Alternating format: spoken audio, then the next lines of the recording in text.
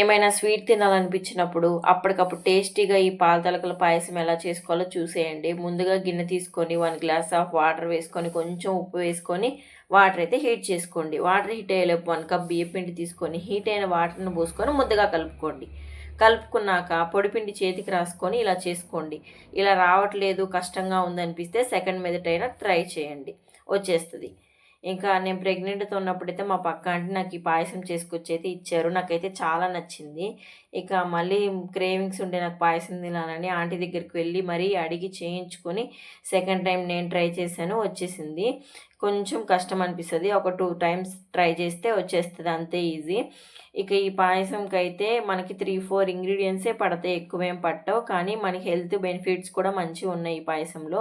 ఇక ప్యాన్ పెట్టుకొని మళ్ళీ 1 గ్లాస్ పాలు, 1 గ్లాస్ వాటర్ యాడ్ చేసుకున్నాను. మీరు 2 గ్లాసెస్ పాలు, ఒక హాఫ్ గ్లాస్ వాటర్ అయితే యాడ్ చేసుకోండి, టేస్ట్ బాగుంటుంది. 2 ఇలాచీ అయితే దంచి వేసుకున్నాను, ఫ్లేవర్ బాగుంటుంది. ఇక మనం ఏ కప్పుతో అయితే బియ్యం పిండి తీసుకున్నామో అదే కప్పుతో 1½ కప్పు బెల్లం యాడ్ చేసుకోండి. ఇక నేను బెల్లం యాడ్ చేసే వీడియో అయితే స్కిప్ అయింది.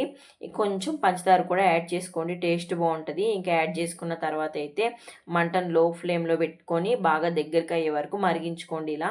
ఇంకా అంతే, దగ్గరికి అయిపోయిన తర్వాత స్టవ్ ఆఫ్ చేసుకోండి. ఇంకా గిన్నెలోకి అయితే సర్వ్ చేసుకొని తినేసేయండి. చాలా మంచిగా ఉంటుంది టేస్ట్. వీడియో చూసి లైక్ ఇవ్వచ్చు కదా, షేర్, సబ్స్క్రైబ్.